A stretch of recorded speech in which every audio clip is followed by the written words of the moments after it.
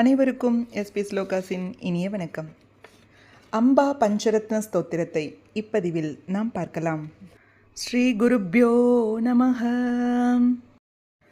அம்பா சம்பர வைரி தாத பகினி ஸ்ரீச்சந்திரபிம்பானனாம் பிம்போஷ்டி ஸ்மிதபாஷினி சுபகரீம் कादम्बवाट्याश्रिता ह्रीङ्काराक्षरमन्त्रमध्यसुभगा श्रोणीनितम्बाङ्गिता मामम्बापुरवासिनी भगवती हेरम्बमातावतु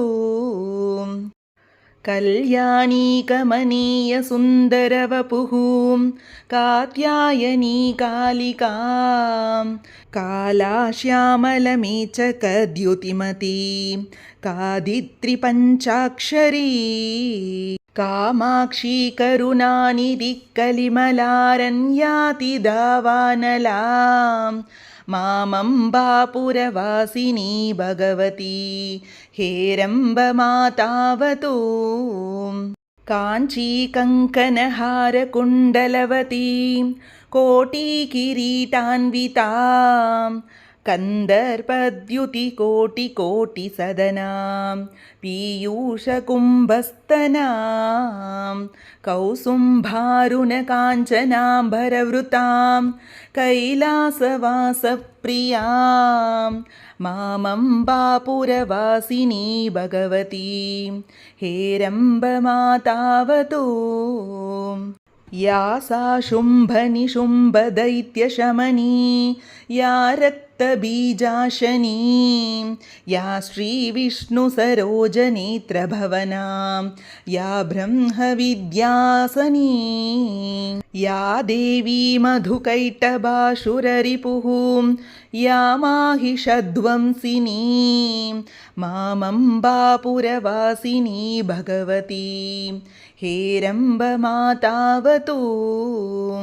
श्रीविद्यापरदेवतादिजननी दुर्गा जया चण्डिका बाला श्रीत्रिपुरेश्वरी शिवसती श्रीराजराजेश्वरी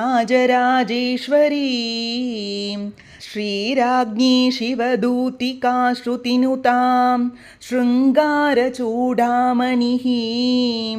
मामम्बापुरवासिनी भगवती हेरम्बमातावतु अम्बा पञ्चकमद्भुतं पठति चेद् यो वा प्रभाते निशं दिव्यैश्वर्यशतायुरुत्तममितं विद्यां श्रियं शाश्वतं लब्ध्वा भूमितले स्वधर्मनिरतां श्रीसुन्दरीं भामिनीम् अन्ते स्वर्गफलं लभेत् स विबुधैः संस्तूयमानो नरः.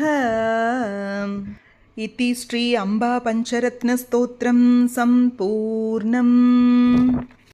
நம்முடைய செல்வம் நிலைத்து நிற்கவும் செல்வம் மேன்மேலும் பெருகவும் அம்பா பஞ்சரத்ன ஸ்தோத்திரத்தை தினமும் சொல்லி வரலாம். தினமும் முடியாதவர்கள் அம்பாளுக்குரிய செவ்வாய் வெள்ளிக்கிழமைகளில் மட்டுமாவது சொல்லும்போது நல்ல பலன்களை பெற முடியும்.